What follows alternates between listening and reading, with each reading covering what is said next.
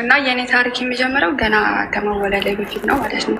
ስልሽ እንዴት ነው ሰው ከመወለዱ በፊት ታሪክ ሊኖረው የሚችለው ልትይ ትችያለሽ። ያው እንዲገባችሁ ለማለት ያክል ነው። እና እንዴት ሰው ከመወለዱ በፊት ታሪኩ ይጀምራል? ኖ እንዲገባሽ ያክል ነው። ገባሽ? ታሪኩ አመጣጡ ከመወለድሽ በፊት ታሪክሽ የሚጀምረው። እሺ፣ ሳይወለድ ታሪክ አይኖረውም በእርግጥ ያ እና አዳምጥ ይገባናል። ጀምሪ ማሬ። እሺ። እና እኔ ሳልወለድ እናቴ ሌላ ባል ነበራት፣ የመጀመሪያ ባሏ ነበራት እና አንድ ልጅ ወለደች አብረው እየኖሩ። ከዛ ልክ 2 ዓመት ሲሞላው ያው በራሳቸው አጋጣሚ ተለያዩ። ከዛ ልጇን ይዛ እየኖረች የኔ አባት የጋብቻ ጥያቄ ጠየቃት ማለት ነው። ከዛ እሺ ብላ ተቀብላ አብረው እየኖሩ እያለ ልጁ በጣም ይታመማል፣ ህፃኑ ማለት ነው። እዛው የሄደችው እና የኔ አባት የእንጀራ አባቱ ነው እና ይታመማል። ሁሉ ጊዜ ሐኪም ቤት ትወስደዋለች፣ ይድናል፣ መድኃኒት ሰጥታል ምናምን ብቻ እንደዚህ እያለ ይቆያሉ። እና የሆነ ሰዓት አሉ ሌሊት ላይ ተኝተው በእንቅልፍ ማለት ተኝተው ሌሊት በቃ እሱን ቆነጠጥኩ ብሎ እናቴን በደንብ ቆነጠጣታሉ፣ ጭኗን ማለት ነው የኔ አባት። ከዛ በሌሊት ተነስታ ለካ ልጅ የሚታመመው በአንተ ምክንያት ነው ምናምን ብላ በቃ ሌሊት ብላ አላድርም አንተ ጋር ምናምን ብለው ተነስታ ወደ ቤተሰቦቿ ትሄዳለች፣ ልጇን ይዛ ማለት ነው። ከዛ በኋላ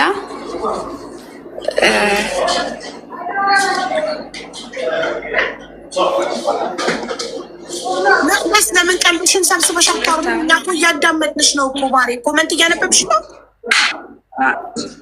ኖ አይ ክላስ ላይ እዛ ነው እና ይቅርታ አይደለም። ኧረ ከጫጫታ ውጭ አንቺ ቀልጠፍ ብለሽ አይደለም የምታወሪው እያልሽ አንዳንድ ቃል ነው አፍሽ ጠብጠብ የሚለው እና ቀልጠፍ ብለሽ ነቃ ብለሽ አውሪልን። ከዛ በዛ መሀል እኔን እርጉዝ ነበረች፣ እሷ ግን አላወቀችም ነበረ እና በጣም ተጣልቶ ስለነበረ እንደው አይቀላቅለኝ ከአንተ ጋር እንኳንም አልወለድኩ ምናምን ብለው በጣም ተጣልተው ምናምን የተለያዩት። ግን እኔ እርጉዝ ነበረች አላወቀችም። እና ከዛ ወደ እየገፋ ምናምን መጣ አወቀች። በጣም ተናደደችም። በባህላዊ መንገድ ልታስወርድ ምናምን ሞከረች፣ ግን አልሆነላትም ማለት ነው።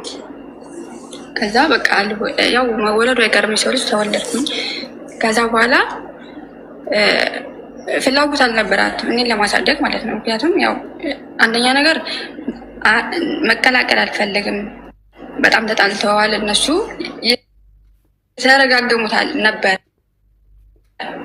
ተረጋግመው ነበረ መድኃኒዓለም ከአንተ አይቀላቅና ከዛ በቃ ተወለድኩኝ። ከዛ በኋላ ያው እንደሰማሁት የአይጥ መርዝ ምናምን ሁላ ገዝታ አጠጣችኝ ማለት ነው፣ ገና እራሱኝ ማለት ነው።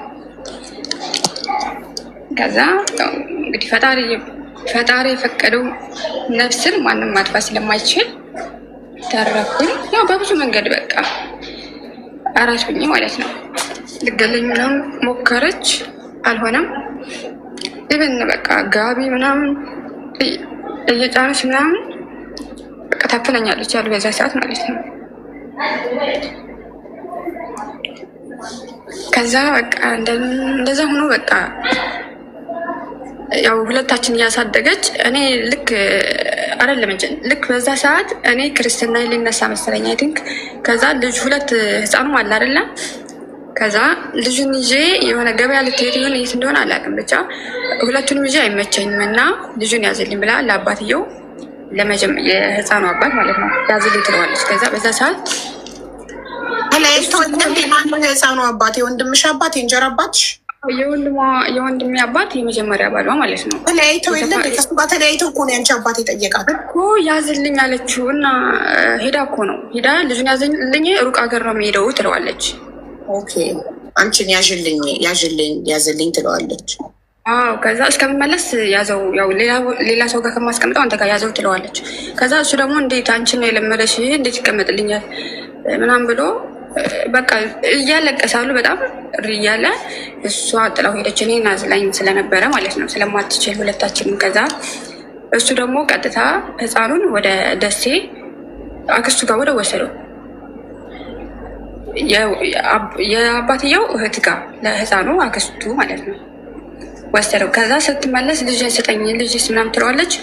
አይ እህቴ ጋር ወስጀዋለሁ፣ ምክንያቱም እኔ እንደማይቆይ ነግሬሻለሁ። እኔን በቃ ማደግም ያለበትኝ በእንጀራ አባት በምንም እንዲያድግ አልፈልግም ምናምን ብሎ ወሰደ ወደ ደሴ። ከዛ በዛው ቀረ ማለት ነው። ከዛ እኔ ደግሞ እኔም ልክ በቃ እንደዛ እያልኩ 2 ዓመት እኔ 2 ዓመት ሞላኝ እና እሷም ልክ ሌላ ባል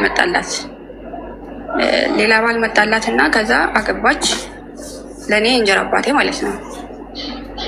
ከዛ እየኖርን ምናምን ያው ገጠር ነው፣ በጣም እልም ያለ ገጠር ነው፣ ምንም የሌለበት ማለት ነው። ከዛ በቃ የሆነ እናቴም አትፈልገኝም፣ የእንጀራ አባትም የእንጀራ አባት ነው ያለሽ እንደ ስሙ። በእርግጥ ጥሩም ሰው አለ መጥፎም አለ፣ ግን ለእኔ ያጋጠመኝ ነው ነገርሽ ማለት ነው። እና በቃ ምን ልበልሽ፣ ይሄን ሁሉ የሰማሁት በጆሬ ነው ስልሽ ተኝቼ በቃ እንደዚህ መርዝ ሰጫት ምናምን ልገላት ሞክሬ ምናምን ትላለች። ለእንግዳ መጥቶ ማለት ነው። መቅደስ ኮመንት እያነበብሽ ስለሆነ ነው እኮ አንቺ ቀጥታ ማውራት የምትዩ። ኮመንት እያነበብሽ መሆኑን ማረጋገጫ ሲሰጥሽ ኮመንት ላይ ይህን ሁሉ በምን አወቅሽ አንቺ ሕፃን ሆነሽ የሚል ኮመንት አንብበሽ ይህንን ያው። ስለዚህ ኮመንት ማንበብ ተይና ጣራ ወይ ግድግዳ እያየሽ ንገሪን። እኛ ቁጭ ብለን አክብረን እየሰማንሽ ነው። አንቺ ደግሞ የሆነ እያሰብሽ እየፈጠርሽ የምታወሪ እስኪመስለን ድረስ ሳትንተባተል ማለት ነው።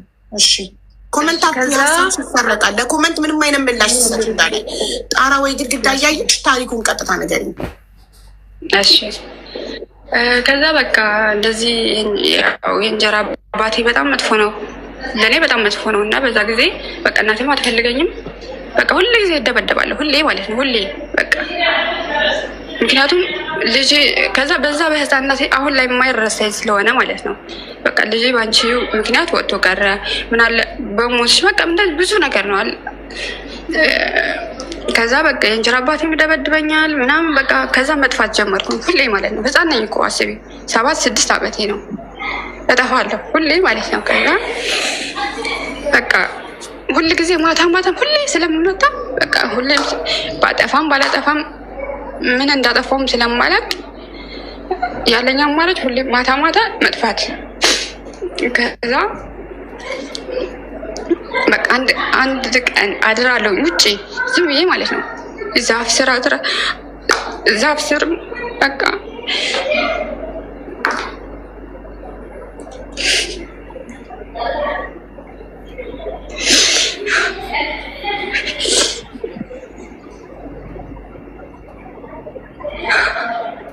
ይቅርታ እና ውጭ ምናምን በቃ ሁል ጊዜ ጠፋለሁ። በቃ አድራለሁኝ። ጠዋት ላይ ምናምን ያገኘኝ ሰው ቤት ይመልሰኛል። ከዛ ኢቭን 3 ቀን እንኳ ምግብ ሳልበላ ውሃ ሳልጠጣ ዛፍ ስር አድሬ ከዛ በ3ኛ ቀን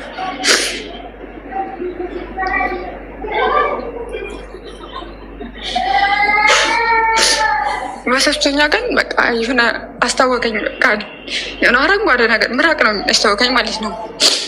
ምክንያቱም ምግብ ምናምን ስላልበላው ማለት ነው። ከዛ በቃ መጥፋት አመቱን በቃ እኔ እንጃ እኔማ እስከማውቀው እናቴ ጋር እያለሁ በቃ መጥፋት ነው የኔ ስራ። ከዛ በቃ ኢቨን የሆነ ሰዓት ደግሞ እንደዚሁ እናቴ ወለደች። ሰርግም ነበረ። ሰርግ እየሄደች ወለደች ማለት ነው። መንገድ ላይ ሆነ ማለት ነው። ከዛ እኔ ከብት ነው የምጠብቀው። ከብት ፍየሎች ምናምን እጠብቃለሁ። ግን ያው እኔ በስራ ስለማልጠብቃቸውም ህፃንም ስለሆንኩኝ ከስር እየተከተልኩኝ ያው ጨዋታም ስለሚያጠቃኝ ዝም ብዬ ነው ጠበቅኩ አይባልም እኔ ማለት ነው። ዞሮ ከዛ እናቴ ሰርግ እየሄደች እንደዚህ ወለደችን መንገድ ላይ። እኔ ደግሞ ከብት ጠብቂ ማታ ሲመሽ ነው ተብያለሁ። ከዛ ፍየሏ ጠፋችብኝ መሰለኝ፣ ጠፋች ፍየሏ ማለት ነው። ከዛ እኔም ወደኋላ ቀረሁኝ። ምክንያቱም ሁሌም ስለምመጣ እኔ ምንድን ነው የምፈራው ዱላውን በቃ ገርፋለሁ። እናቴ ባትመታኝ የእንጀራ አባቴ ይመታኛል። በቃ ይለማል ሁላ ይሄ በቃ መስመር ጧጧ ስነሳ ማታ ታሰረ የሚሆን በቃ በርበሬ ሁላ ታጠኝ ምናምን በቃ እመታለሁ ሁሌ። ከዛ ሰው እኮ እኔ ማታ ማታ ልክ ሲመሽ ሲጫወት ውዬ ማታ ማታ ምንድን የሚታየኝ አይ የሆነ ነገር እኮ አጥፍቼ ይሆናል እና ቢናገሩብኝ እገረፋለሁ የሚለው ስሜት ነው ያለው ውስጤ ላይ ማለት ነው። ከዛ ሰርግ ላይ ሆና እንደዚሁ ጠፋውና ዛፍ ስር ወይራ ነው የገጠር ሰው ደግሞ ወይራ ስር ምናምን የሆነ እንትን አምልኮ ነገር ያደርጉበታል መሰለኝ እና እዛ ቁጭ ብዬ መሽቷል፣ እንቅልፌ መጣ፣ ሌሊት እኮ ነው።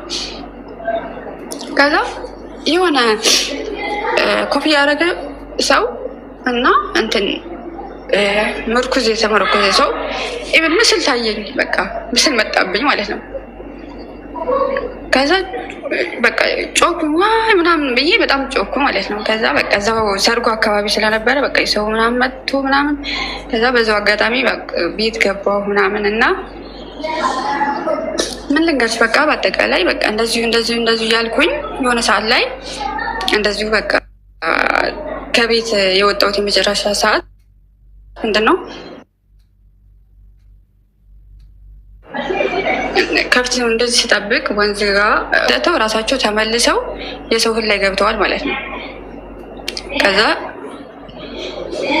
የስ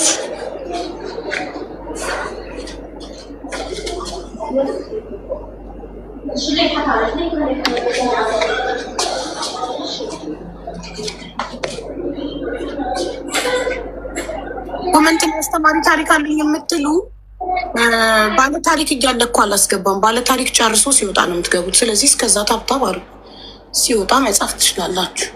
አንድ ባለ ታሪክ እያለ ገስት ላይ አስተማሪ ታሪክ አለኝ ብላችሁ 100 ጊዜ ብትጽፉ አትገቡም። ያ ሰው ጨርሶ ሳይወጣ በተራ ስለሆነ የምናስተናግደው። ስለዚህ እሷ መቅደስ ጨርሳ ስትወጣ ነው እናንተ የምትገቡት የምጽፉ ሰዎች።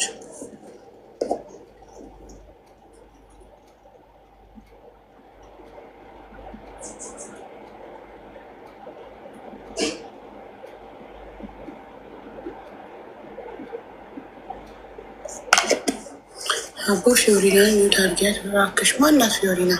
ተጨቅጭቁላ ብታድር አንቺ ምን አገባሽ? ማናት? ምንድናት? አላየኋትም። ተጨቅጨቅ ካልደከማት እሷን የእሷ ኪቦርድ ለሚዝጋው አንቺ ምን አስጨነቀሽ ውዴ? ነበረ የመዳም ስጠራሽ ሰምቼ ኒውት አድርጌልሽ እና ማለት ነው። ከዛ ምን ላይ ነበር ያቆምኩት? ይቅርታ የእንጀራ በመጨረሻ ትለኛል። ግሚው በቃ በእንጀራ አባትሽ ይደበድብሽ ነበር፣ እናትሽ ይደበድብሽ ነበረ። አለፈ። ከዛ ምን ላይ ደረሽ? ከዛ በመጨረሻ ሰዓት ያው እንደዚሁ ጣፈቼ። ከዛ የእናቴ አክስት ነበረች ወደ ከተማ ማለት ነው። ከዛ እዛ ሄድኩኝ ጠፍቼ። እንደዚሁ ከብቶች ምናምን ጠፍተውብኝ እሱ ሊገርፈኝ እየመጣ ከዛ እኔ ያመለጥኩትና በዛው ቀረ ማለት ነው። ከዛ በዛው እሷ ደግሞ የእናቴ አክስት ደግሞ እሷ ሰው ቤት አስገባች፣ ያው ገጠር ላይ ማለት ነው። በ10 ብር ነው ያስገባች፣ በ10 ብር ነው። ከዛ ሴትዮዋ ደግሞ ሴት ልጅ አልነበራትም በጊዜው ማለት ነው። ወንድ ልጆች ናቸው ቤት ተከራያሉ።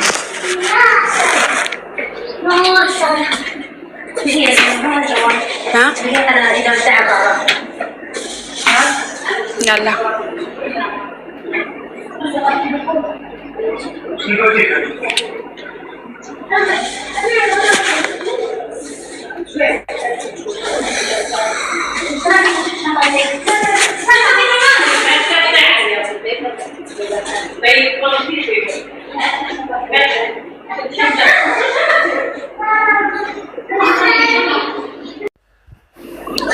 ከዛ በኋላ ያው የእናቴ አክስት ሰው ቤት አስገባችኝ እና ሴትዮዋ ደግሞ ሴት ልጅም አልነበራትም እና ወንዶች ናቸው ቤት ያሉት ህፃናት ምናምን አለ።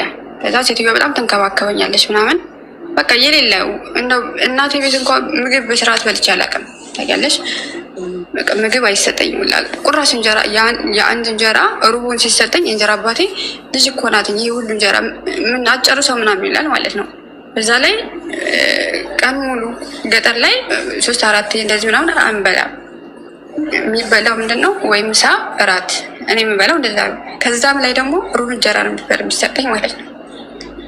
ከዛ ሴትዮዋ በቃ ትዝ የሚለኝ በቃ ቁርስ ላይ ተነስታ ከልጇ እኩል በቃ ቁርስ ሰርታ ምናምን ብሉ ስትለኝ በቃ የተሰማኝ ስሜት አለ አይደል? እኔ በልቼው ስለማላቅ እንደዛ በቃ ሴትዮዋ በጣም ተንከባከበች ምናምን። ግን 1 ወር ነው የቆዩት እሷ ጋር። ከዛ 1 ወር ቆይቼ ሴትዮዋ አክስቴ ማለት የእናቴ አክስት ብሩን እራሷ ተቀበለች፣ 10 ብሩን። እኔ በባዶ እግሬ ነው የምሄደው። ልብሴ እንኳን ኢቭን ተቀዶ ኢቭን ላይ በቃ ቄጤ ልበልሽ በቃ እንደ ቀዳዳውን በሁለት እጅ ይዤ ነበር መሮጠው የሄደው መራመደው በባዶ እግሬ ነበር። እስከዛ ሰዓት ጫማ አድርጌ አላውቅም። እና ሴትዮዋ 10 ብር ወሰደችው። አክስቴ ያለች አላማጣ ሌላ የእናቴ እህት ማለት ነው። ከዛ እሷ ባሏን ልካ አምጣልኝ ምናምን ብለው ወሰደኝ። የእናቴ አክስቴ ማለት የአክስቴ ባል አላማጣ ወሰደኝ እና ከዛ በኋላ ያው እሷ ጋር እየኖርኩኝ ምናምን። ከዛ እሷ ጋርም ስኖር ልጆች አሏት። ባልየው ላይ ደግሞ አልወለደችም። ይሄ ወሰደኝ ሰውዬ ልጅ የላትም። መጀመሪያ ልጆች አሏት ግን ከሰውየው ልጅ የላትም። እና ሰውየው በቃ መተናኮስ ምናምን እንደዚህ ጀመረ ሰውየው ማለት ነው። እኔ የአክስቴ ባል በቃ ሊደፍረኝ ምናምን ሁላ የሆነ ሰዓት አልነበረችም እሷ። ሌሊት ተነስቶ ልጆቹ ተኝተዋል የአክስቴ ልጆች። ግን እሱ ሌሊት ተነስቶ አጠገቤ ምናምን በቃ ልክ ስነሳ ከእንቅልፌ ምን ሆንሽ ተኝ ምናምን ይለኛል ማለት ነው። ከዛ ስተኛ ደግሞ ይመጣብኛል። ከዛ በቃ ሌሊት ዝም ብዬ ተነሳሁና ያው ዞሮ የመጥፋት አመል ያለብኝ አይደለ? ሌሊት ነው በቃ ተነስቼ ወጣሁ። ከዛ ተከተለኝና የት ልትሄጂ ነው ምናምን ብሎ ከጀርባ ይዞኝ መለሰኝና አስገባኝ። ከዛ በቃ ከዛ በኋላ ከዛ ቀን ጀምሮ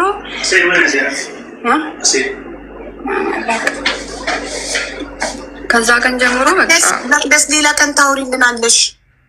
ሰዎቹ አልወጡም ከቤት እየሰማን ነው የባባን ድምፅ። አይ ልጅ ነው ዝም ብሎ ነው።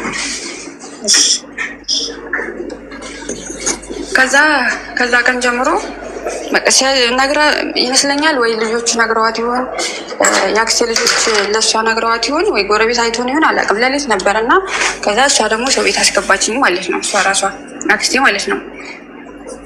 ከዛ ግን እኔ ልጆቹ ሲጀመር በዛ ሰዓት አንዱ ከእኔ ታላቅ ነው፣ አንዱ ከእኔ አነስ ያለ ነው። በዛ ሰዓት እኔ 11 ወይ 12 ዓመቴ ነው። ከዛ በረግጣቸው ምንም ብላችሁ ዝም አሉ ማለት ነው። ሰውየው እንደዛ ሲለኝ ማለት ነው። ይብን ወይ ሰምተው ይሆናል አላውቅም። ከዛ እሷ ሰው ቤት አስገባችኝ። ከዛ እሰራለሁኝ እኔ ምንም ማለት ልብስ የሚያስፈልገኝ ምናምን ትገዛልኛለች። ብሩን የምትቀበለው እሷ ናት፣ አክስቴ ናት። ከዛ በቃ 1 ዓመት ከምናምን ሰራሁና በቃ ብሩን እሷ ጋር ያጠራቀመች ምናምን። ከዛ ትሄጃለሽ አዲስ አበባ ትሄጃለሽ። አዲስ አበባ እህቷ አለች ሌላ 3 ናቸው። የኔ እናት አላማጣ ያለችው እና አዲስ አበባ ያለችው 3 ናቸው እህታማቾች ያሉት ማለት ነው። ከዛ አዲስ አበባ ትሄጃለሽ። እሷም 1 ልጅ ነው ያላት ብቻውን ነው እና ትምህርት ቤት ሲሄድም ሲመጣም አብራችሁ እህት ወንድም ሆነሽ ትማሪያለሽ ምናምን ብላኝ። ከዛ እሺ ብዬ በእኔ በሰራሁት ብር ለእሷም ለእኔም ትራንስፖርት አድርገን መጣን ማለት ነው። ወደ አዲስ አበባ አመጣችኝ 2004 ላይ ሰኔ ላይ ነው የመጣሁት አዲስ አበባ ማለት ነው። ከዛ ትምህርት ቤት ገባሁ። ወደው መስከረም ላይ ትምህርት ቤት 1ኛ ክፍል ተመዘገብኩ። በእርግጥ እናቴ ጋር ያለውም ትምህርት ቤት በ7 ዓመቴ ይቅርታና በ7 ዓመቴ ትምህርት ቤት ተመዝግቤ ነበረ። እየዞሩ በግዴታ ነበረ እና እየዞሩ ነበር በየቤቱ የሚመዘግቡት በዛ ሰዓት። ከዛ እሱም ስለማይልካኝ 1 ደብተር ለ5 ሳብጀክት ነው። 1 ደብተር ባለ 16 ደብተር ባለ 16 ሉክ እና አንድ እስክሪብቶ ይሰጠኛል። በቃ ከዛ በኋላ ምንም በሱ እንዴት ትጽፍ ያለሽ አለቀ ሲሉም አይገዛልኝም ማለት ነው። እና መሸኛ ምንም አላመጣውም። 2ኛ ክፍል ደርሼ ነበር በዛ ሰዓት ማለት ነው። እየሄድኩም እየመጣውም። ከዛ 2005 ላይ 1ኛ ክፍል ገባሁኝ ማለት ነው። የአክስቴ ልጅ በ1 ግሬድ ይበልጠኝ ነበረ በዛ ሰዓት። ከዛ ትምህርት ቤት ገባሁ እየተማርን ምናምን በቃ እዚህም አክስቴ ጋርም ብዙም ማለት ዱላ ምናምን እንደዚህ ነገር ባይኖርም አልተመቸኝም በጣም ማለት ነው። በቃ የአክስቴ ልጅም ጋም መስማማት አልቻልንም። በቃ ልጁ በጣም እንትን ነው በቃ ቲቪተኛ ነው ልጁ ማለት ነው የአክስቴ ልጅ። በቃ ኢቨን እሷ በዛ ሰዓት ልብስ ምናምን ስትሰጠኝ ይሄ እናቴን ልብስ ነው አውልቂ ምናምን ይለኛል። በቃ ከዛ እንጣላለን ምናምን። እሷ እኔ በዛ ሰዓት ደግሞ አንደኛ ክፍል ገብቼ 6ኛ ወጣው። አንደኛ ሴሚስተር ላይ ሰከንድ ሴሚስተር 3ኛ ወጣው። መቅደስ ላግዝሽ አነጋገር ስለማትች። እሺ አክስትሽ ቤት ስንት አመት ኖርሽ? አክስቴ ጋር 12ኛ ክፍል እስከምጨርስ አብረን ነበር። እሺ አክስትሽ ቤት በስቃይና በመከራ አክስትሽ ቤት እስከ 12ኛ ክፍል ድረስ አጠናቀቅሽ። ከዛ እኩል ልነግርሽ እኮ ነው። በዛ መሀል ማለት ነው እንደዛ ሆነ አብረን። እሷ ባሌላት ብይሻለሁኝ እና ስራ ወጣ የምገባው ቤት አላት በእርግጥ እና የቤት ኪራይም ትንሽ ቢሆን አላት። ከዛ ስራ ገብታ ትወጣለች ትመጣለች። ግን ምንም እኔም ልብስ በቃ ጎረቤት ምናምን ተከራዮች ምናምን ነው የሚሰጡኝ የምለብሰው ማለት ነው። ልብስ ምናምን አንድ ቀን ተገዝቶልኝ አያውቅም አክስቴ ጋር ቢሆን።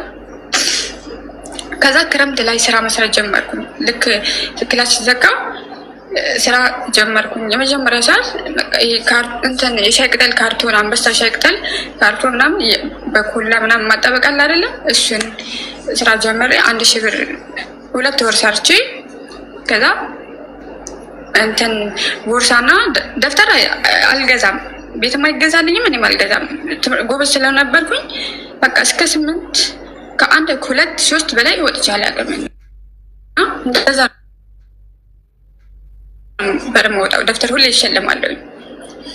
ከዛ ልክ በቃ ክረምት በመጣ በየአመቱ ስራ እሰራለሁ፣ እያሻሻልኩ መጣሁኝ። ከዛ ልክ 8 ምናምን ሲገባ ዌይተር ምናምን መስራት ጀመርኩኝ። ክረምት ላይ ማለት ክረምት ብቻ ነው ያው ተማሪ ነኝ ምናምን ብዬ አልናገርም ስለማያስገቡኝ ማለት ነው። ተማሪ ነኝ ካልኩ አያስገቡም፣ ስራ አያስገቡም።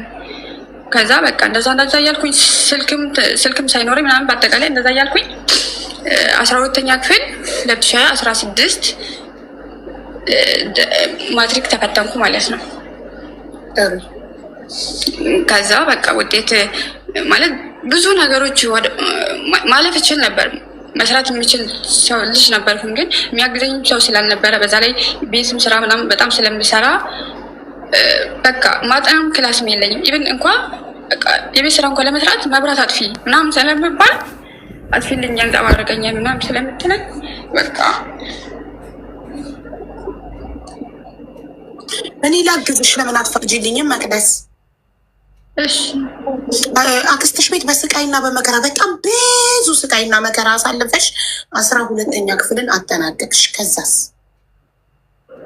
እኮ ከዛ አልመጣልኝም፣ እርምጃ አልመጣልኝ እና ስላልመጣ አክስትሽ ቤት ከ1ኛ ክፍል እስከ 12ኛ ክፍል ስትኖሪ እናትሽን ጌሽ ጠይቂያት ነበር? ትደዋወሉ ነበር?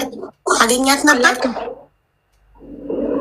በኮሮና ሰዓት 8ኛ ክፍል ነበርኩና እስቲ ሄዱ ላከችን አክስቴ ማለት ነው። የአክስቴ ልጅና እኔን ሁለታችን ልካን ከዛ 2 ወር ቆይተን መጣን። እሷ ቤት አይደለም አክስቴ ጋር ነው አላማጣ ያለችው አክስቴ ጋር። ግን በዛው አይታናታል አየዋት እንጂ እሷ ጋር አልቆየሁም። ኦኬ ጥሩ። ስለዚህ 12ኛ ክፍል ውጤት ስላልመጣልሽ ምን አደረግሽ? ወዴት ሄድሽ? ከዛ 12ኛ ክፍል ውጤት ሲቀር ሪሚዲያል መጥቶልኝ ነበር። ልክ ወዳው እንደቀረ በቃ ሁሌም ክረምት ላይ ይሰራለሁ ይሻለሁ አይደለ? ብር አላጣም። በክረምት ሰዓት በምሰራው ሰዓት ለራሴ በቃ የሚያስፈልገኝ ነገር አላጎልም፣ ጎሉብኝ አያውቅም በራሴ ማለት ነው። ከዛ ልክ እንደቀረ ሻይ ቡና ብር ተበደርኩኝና ሲኒ ምናምን ሰጡኝ፣ ጎረቤት ምናምን ማለት ነው። ከዛ ይሄ ረከቦት እንኳ ዝም ብሎ ሊጣል የተጣለ ነው፣ ትንሽ እንትን ብሏል፣ እያረጀ ነው። እና እሱ ምናምን ጠጋገንኩኝና በ1500 በረንዳ ተከራየው ማለት ነው። መቼ አምና። ከዛ ግቢ ውስጥ የሚነገሩ ሰዎች ያሉ ቡና ምናምን ዱቤ ወሰድኩኝና ሰርቼ ልካፍል ማለት ነው። አትርፌ ልመልስላቸው ምናምን። ከዛ እንደዛ ምናምን እየሰራሁኝ ሪሚዲያል በቃ እስቲ እድሌ ልሞክር ምናምን ብዬ በቃ ምክንያቱም ከሚቆጨኝ ሞክሬ ባይሆንም ከተሳካ ተሳካ፣ ካልተሳካ ልሞክር ምናምን አልኩኝና ሞላሁኝ ማለት ነው። ከዛ ቦንጋ ዩኒቨርሲቲ ደረሰኝ። አንድ ይቅርታ፣ ዚነት የጅዳ ኤምባሲ ቁጥር ተባበሩ የምትይ ሴትዮ ጉግል ላይ ግቢና ኢትዮጵያን ኤምባሲ ሳውዲ አረቢያ ስቲ የሪያድ ኤምባሲም የጅዳ ቆንጽላም ቁጥር ይወጣልሻል። በዚህ በሰለጠነ ዘመን ኮመንት አጨቅጭቂ 80 ጊዜ ሂጂ ጎግል ላይ እና ጻፊ ኢትዮጵያን ኤምባሲ ኢን ሳውዲ አረቢያ ብለሽ ጻፊ። ስጽፊ የሳውዲ አረቢያ የሪያድ የኤምባሲውም የእንትኑም የጅዳ ቆንጽላውም ይወጣልሻል። ዝም ብለሽ እዚህ ጊዜሽን አትግደይ በመጨቅጨቅ እሺ። ከዛ በኋላ ቦንጋ ዩኒቨርሲቲ እድል ልሞክር ምናምን ብዬ በቃ ብተዋው ባልሄድ ሊቆጨኝ ነው። ሂጄ በነበረ ምናምን ልል ነው እኔ ሀሳቤ ምንድን ነው ሂጄ ሪሚዲያሉ ከመጣልኝ እዛው ማንም ስለማይረዳኝ እዛ ልቀጥል ሳይሆን ቢያንስ ዲግሪ ይማርበታለሁ ብዬ ስላሰብኩኝ በቃ 4 ወር ምናምን ሰራው ሻይ ቡናውን እና ልክ ተጠራን። ሲጠራ ቦንጋ ዩኒቨርሲቲ ሪሚዲያል ተማሪዎችን ቤት ሲያጠራ ምናምን ሲባል ስራዬን አቆምኩኝ። እስከዛ ሰዓት እየሰራው ነበረ። ከዛ ትራንስፖርቲንም ምናምን በቃ ሻንጣ እንኳን አልነበረኝም ከጎረቤት ምናምን ለምኜ ምናምን ምክንያቱም ያለኝም ብርም ካጠፋፋሁት እዛ ሄጄ ማንም አይልክልኝም ማንም ምንም ስለማይረዳኝ ከዛ ሄድኩ ማለት ነው። ቦንጋ ዩኒቨርሲቲ ውጤት ስላልመጣለች መሰለኝ እናጠጡ ጀመርሽው። ሪሚዲያል እያልኩሽ ሪሚዲያል ማሻሻያ። እሺ ተብሎ ሪሚዲያል አታውቂም እንዴ? አላውቅም። ሪሚዲያል ማለት ከኖርማሉ ለምሳሌ ማለፊያ 50 ቢሆን 49 40 ምናምን ተው የወደቁ ተማሪዎች ማሻሻያ ይባላል። ማሻሻያ ድጋሚ ተፈተናላችሁ? ድጋሚ ተፈተንሽ ማለት ነው? አዎ። ታዲያ ነገርሽኝማ ድጋሚ ተፈተንሽ። እሺ ግን ተምረሽ ነው የምትፈተኙ? 4 ወር ምናምን ተምረሽ ነው? 4 ወር ተምሬ ተፈተንኩ በይኝ። እሺ ከዛ እዛው ተምሬ ምናምን ተፈተንኩኝ። ከዛ ወደው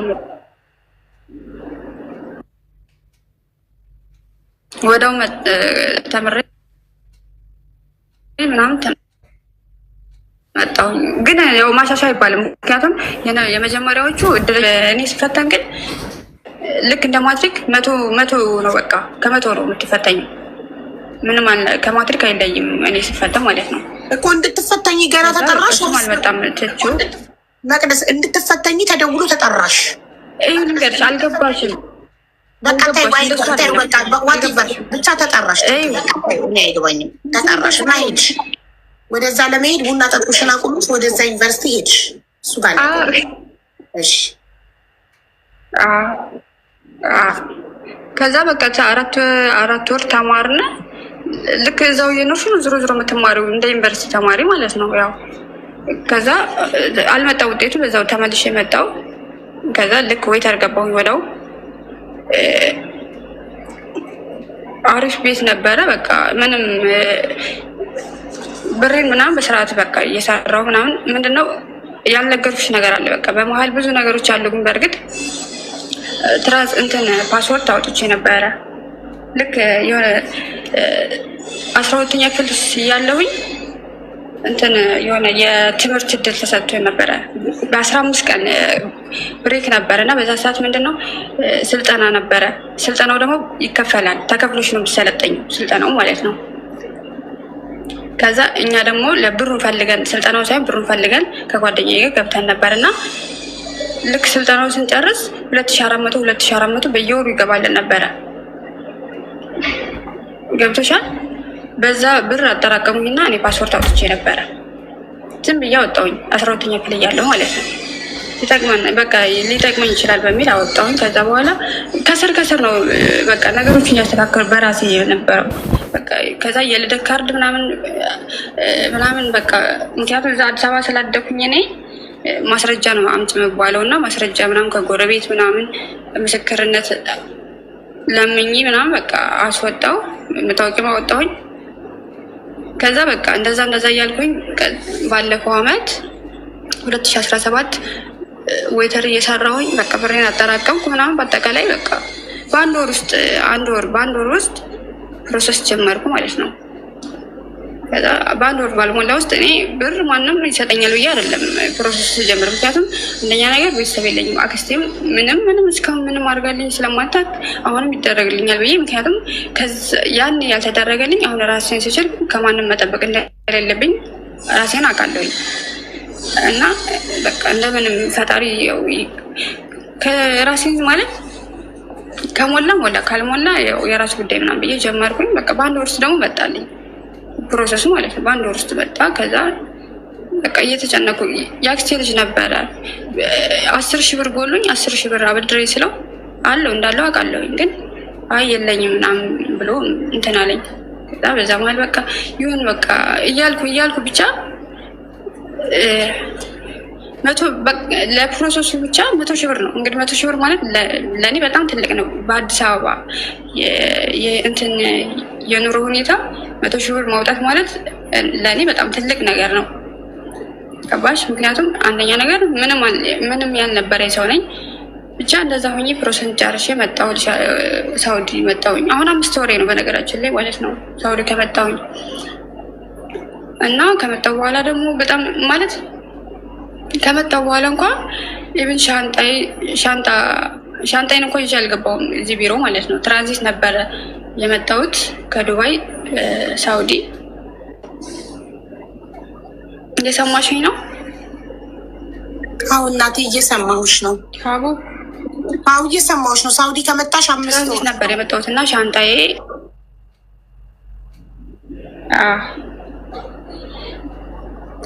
ትራንዚት ነበር የመጣሁት እና ሻንጣዬ ከኋላ ቀረ። እኔ ከፊት መጣሁኝ።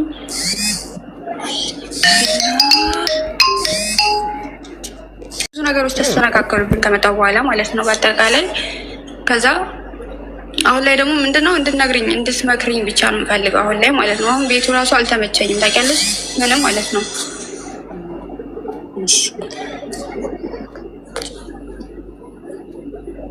ይሰማል አቡ ውዴ? አዎ አልኩሽ እኮ የእኔ ማር ይሰማል እናቴ። ስልክ ተደውሎብሽ ነበር ይሰማሻል ያልሽኝ? አሁን ከዛ አሁን ወዳው እንደመጣሁኝ እኔ ቤት መቀየር ይቅርታ እና ምንድነው አሁን ላይ እንድትመክሪኝ ነው የምፈልገው ማለት ነው። እና ቤት መቀየር ራሱ ፈልጌ አይቻልም፣ ወደ ሀገርሽ ነው የምትመለሽ ምናምን ብለውኝ እኔ ማለት ወደ ሀገር እንዳልሄድ ብቻ በሚል ፍራቻ ብቻ ቤቱ ምንም አልተመቸኝም፣ እዚህ አሁን ያለሁበት ቤት ማለት ነው። እና እስካሁን ራሱ አለው በቃ ይሄ ነው መጨረሻ። በዚህ ታሪክ ውስጥ ደግሞ ምንድን ነው ወንድሜ እና እናቴ ተገናኝተው አያውቃትም። በዚህ አጋጣሚ ያው ማፈላለግ ብትችይ እና ማለት ምንድን ያልተመቸሽ ነገር ማሪ? ያልተመቸኝ ነገር እንዳልኩሽ ምንም አሁን እንደመጣሁ ራሱ ልብስ የለኝም፣ ሻንጣ የለኝም ብዬሻለሁ አይደለ?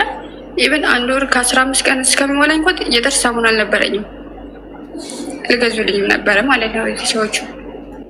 ከዛ ልክ 1 ወር ከ15 ቀን ሲሆነኝ ይሄ ያስፈልገኛል ስላቸው ብርሽን እንኪና በብርሽ ብዬ እሺ በቃ ብዬ 400 ብር አነሳሁና በ400 ብር የሚያስፈልገኝን ምናምን ልብስ ባይሆንም ያው ሌሎች ነገር ገዛሁኝ። ከዛ ሰዎች በጣም ብዙ ናቸው እዚህ። ከዛ መኝታ ክላስ የለኝም። መኝታ ክላስ ስለዚህ ያልተመቹሽ ነገሮች አንደኛ ሻንጣሽ ምን ሆኖ ነው ይዘሽ ያልመጣሽው? ጠፍቶብሽ ኤርፖርት? ሻንጣዬማ ኤርፖርት ጠፍቶ ሳይሆን ትራንዚት ነበር የመጣሁት። ከዛ ሻንጣዬ ከኋላ ቀረ። የእኔ ብቻ አይደለም የ7 ልጆች ሻንጣ ነው። ሻንጣው ወደኋላ ቀረ። እኛ ከፊት መጣንና ይመጣላችኋል ሂዱ ተባልን። መጣን። ከዛ ቢሮ ስንደውል በቃ ሁል ጊዜ ይመጣል ነው። ከዛ በቃ አሁን ተስፋ ቀረች። አሁን መጨረሻ ላይ ምን አለች ቢሮ ላይ ዱባይ ነው ያለው፣ እኛ ሆቴል ይዘን ምግብ እንበላበት ትራንስፖርቱ ምናምን ትችላላችሁ ወይ ምናምን አለች። ግን እኛ በዋትስአፕ ደርሶናል እንትን ሻንጣችሁ ጅዳ ኤርፖርት ነው ያለው መጣችሁ ሰዱ የሚለውን ደርሶናል። ግን እሷ እንደዚህ ያለችን ያለ ማለት ብር መብላት ፈልገ ይሁን ወይ ላለመሄድ ይሁን አላውቅም። ቢሮ ማለት ነው። እንደዛ አለችን እና በቃ አሁን ተስፋ ቆርጠዋል። እና ስለዚህ ያልተመችሽ ነገር አንደኛ ሻንጣሽ አለመምጣቱ፣ ሁለተኛ ደግሞ ሰዎቹ ብዙ ናቸው፣ ሶስተኛ መኝታ ቤት የለሽም። መኝታ ቤት የለሽም። መኝታ ቤት በጣም ማለት ሌሊት ሙሉ ሲገቡ ሲወጡ ነው የሚያድሩት። እዛ ላይ ይሄ ምንድን ነው የሚባለው ከየፍ ነው አየር የሚያስገባው ነገር እንኳ የለም። ጠዋት ስነሳ ውሃ ነው፣ በቃ ሰውነቴ ውሃ ነው። የት ነው የምተኝው ታዲያ? መኝታ ቤት ከሌለሽ ሳሎን አንጥፈሽ ኖ ይሄ ፍሪጆች ጋር ነው የምተኛው። ፍሪጅ 4 ፍሪጅ አለ ብዬሽ የለ እቃ ምናምን በቃ መስተወደድ ነው የምተኛው። አንጥፈሽ ፍራሽ አንጥፈሽ ነው ወይስ? አይ የብረት አልጋ አለ። አልጋ አለሽ? ኦኬ አይደለም አልጋ። እኔ አሁን ፍራሽ የማንጠፉ ያለማንጠፉ ጉዳይ አይደለም። ያልተመቸኝ ምንድን ነው ሌሊቱን ሙሉ ሲገቡ ሲወጡ ነው የሚያድሩት። ኢቨን ስልክ እንኳን እንደዚህ እንኳን ለማውረድ አይመቸኝም፣ ካልወጡ ምናምን በስተቀር አይመቸኝም። በምንም ለስልኩ አይደለም እነሱ ሌሊት ቀን ስለሚተኙ ሌሊት እኔ ሲተኙ ስልክማ ይኸው ተመችቶሽ እኮ ረጅም ሰዓትኛ በቃ ሌላ ቀን ታወሪያለሽ። መዳም ሰዓት ኖር እያልንሽ እንኳን እኮ ቆይ ሊወጡ ነው እያልሽ መዳምን ድምጿን እየሰማን የልጆቹን ድምፅ እየሰማን ችለሽ እኮ ረጅም ሰዓት አወራሽ እኮ እኛ ጋር ከገባሽ አሁንማ ስለወጡ በዛ ሰዓት አሁን ቢኖሩማ ማውራት አልችልም ነበር። ኖሮም እያወራሽ ነበር። ሌላ ቀን ታወሪያለሽ ስንልሽ እየወጡ ነው ቆይ ይውጡ ይውጡ ምናምን ብለሽ መዳም ስጠራሽ እየሰማን የልጆቹን ድምፅ እየሰማን። ስለዚህ ማሬ አንቺ አሁን ለአረብ ሀገር አዲስ ስለሆንሽ ነው። እኛ በጣም ብዙ ነገር አሳልፈናል አረብ ሀገር ላይ። ማር ቤት ፍራሽ አንጥፈን ተኝተናል። 10 ምናምን ሰው ልብስ ተኩሰናል። 10 ምናምን ሰው ምግብ አብስለናል። 10 ምናምን ሽንት ቤት አጥበናል። ፎቅና ምድር ተንከራተናል። ብዙ መከራ አይተናል። ሻንጣሽ አለመምጣቱና መኝታ ቤት ላንቺ አለመኖሩ በገዛ ቤታቸው ይወጣሉ ይገባሉ። ታዲያ በገዛ ቤታቸው የት ይውጡ የት ይግቡ? ቤታቸው እኮ ነው።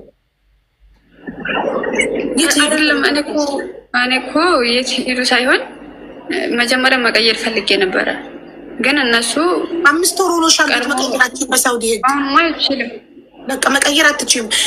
ከተመቸሽ ትሰሪያለሽ፣ ካልተመቸሽ ወደ ሀገርሽ ትሄጃለሽ። በመጣሽ በ5 ወርሽ ሻንጣ መጣ ቀረ። ደግሞ ከኢትዮጵያ ለሚመጣ ኮልኮሌ ደግሞ መጣ ቀረ። ምን ያደርጋል? ወርቅ የለው ብር የለው ታዲያ ብር ደሞዝሽን ተከፈሉሽ በስነስርዓት ምን ትፈልጊያለሽ? ዋናው የመጣሽበት ዓላማ ደሞዝ ነው። ደሞዝ ከከፈሉ አለቅ። በወር ደሞዝሽን ቆጥረው ከሰጡሽ ተመስገን ብለሽ ስሪ። ስልክ የሌለው አለ። አንቺ ስልክ አለሽ፣ ቲክቶክ አለሽ። ስማርትፎን የሌለው እንዳለ ታውቂያለሽ። ስልክ የማይፈቀድለት በሳምንት አንዴ ወይ በወር አንዴ ቤተሰቦቹ ጋር በመዳም ስልክ የሚደውል እንዳለ ታውቂያለሽ። አታውቂማ። አይሽ አንቺ ገና አዲስ ሆነሽ ቲክቶክ ትጠቀሚያለሽ፣ ስማርትፎን አለሽ። ተመስገን ብለሽ ስትሰሪ ፈጣሪ ደግሞ የበለጠ እያስተካከለ ነገራቶችን ያመጣልሻል። ስለዚህ አሁን ምንም ማድረግ አትችይም። ቤቱ መኝታ ቤት ስለሌለሽ ካልተመቸሽ ሰዎቹ ስለሚመላለሱ ከደበረሽ ምንድነው የምታደርጊው? ወደ ሀገር ቤት ነው የምትሄጂው። ገባሽ? ህጉ እንደዛ ነው። እኔማ እሱን ፈርቼ ነው ያልኩት። በተረፈ ደግሞ ጥፊ የሚሉሽን ሰዎች እንዳትሰሚ። ህገወጥ ከሆንሽ በኋላ ወጥተሽ ብትደፈሪ ብትታመሚ መታከም አትችይም። ህገወጥ እንዳትሆኒ በህጋዊ መንገድ ሄደሽ። ስለዚህ 2 ዓመትሽን ጨርሰሽ ኮንትራትሽን ሀገርሽ መግባት ትችላለሽ። ስትፈልጊ ካንሰሌሽን ጠይቀሽ ፍሪ ቪዛ መሆን ትችላለሽ። እሺ 5 ወር ሰርተሻል። 1 ከ7 ወር ነው የቀረሽ። 1 ከ7 ወሯን ሰርተሽ ነጻ ትሆኛለሽ። ኮንትራትሽ ያልቃል። እሺ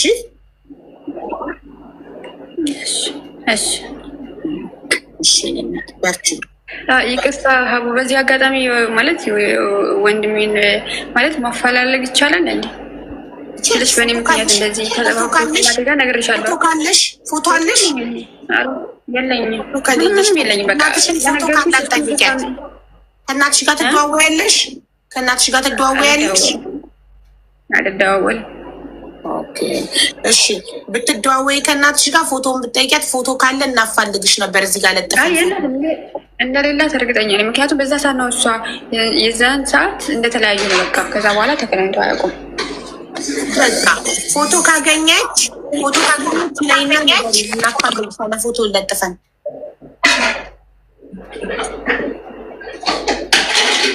እሺ ውዴ